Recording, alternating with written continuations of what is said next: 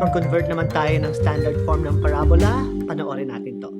Given the general equation y squared minus 8x minus 2y minus 15 is equal to 0, hanapin natin yung standard equation ng ating parabola. At alam natin na since meron tayong y squared, ang parabola natin ay opening sideways. At ito yung magiging itsura ng ating standard equation.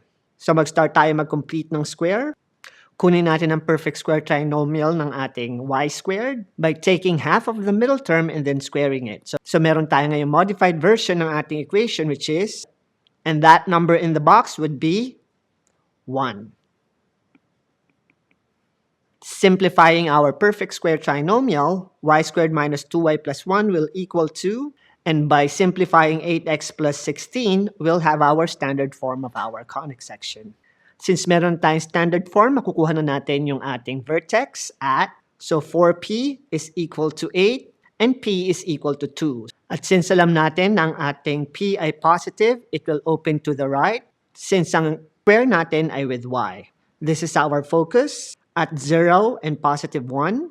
At ang ating directrix would be at x is equal to negative 4.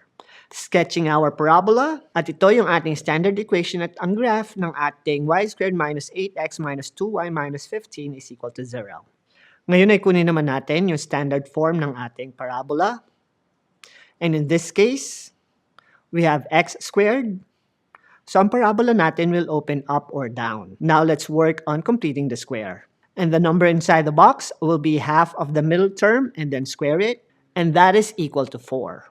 And by simplifying our perfect square trinomial, we'll have, at ito na ngayon yung ating standard form. And from here, makukuha na natin yung parts ng ating parabola, starting with the vertex. At ang parabola natin ay opening downwards, dahil negative ang ating 4p, and p is negative 6, and it will help us find our focus and directrix. This is our focus at 2 and negative 6, at ang ating directrix will be 6 units up from the vertex, 1, 2, 3, 4, 5, 6. And directrix will be at y equals positive 6. Sketching our parabola, we now have our equation and graph of our parabola.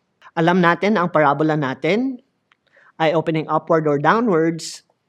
So our standard equation will look something like this. Now let's complete the square. The number inside the box will be half of 2. And then square it, which is equal to 1. So we'll have plus 1 on both sides.